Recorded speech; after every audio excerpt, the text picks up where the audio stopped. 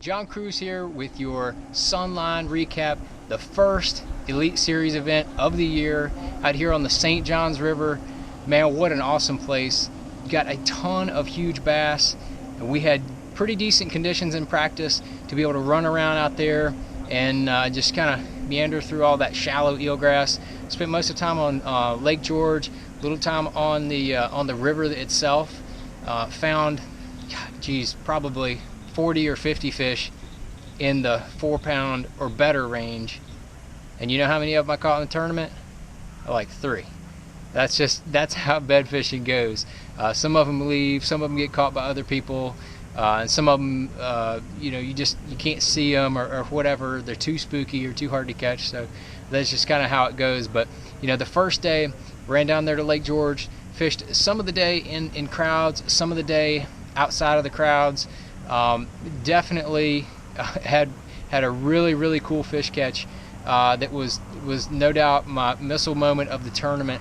Was easing through a fish that I thought was in the 4.5, maybe 5-pound range. Was actually really close to the fish. Picked up that Missile Baits Destroyer at 25-pound Sunline shooter line on there. Pitched that bait in there. I think it was a second or third flip. Crack, set the hook on that big fish. It went around the side of the boat. I really didn't know exactly how big it was. It had some momentum. It was coming up. Sure enough, I just flipped that fish on in the boat. It weighed 6 pounds, 7 ounces. It didn't want to have to play that fish or lip it, but the hook was definitely buried in that fish's gill plate. Had a real good hook in it.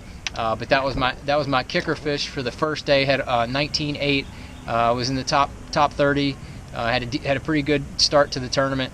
And after I'd basically run most all the fish that I knew. So the second day I was going to cover some new water, hit some other things that I had not hit, and was able to pick up some decent bed fish.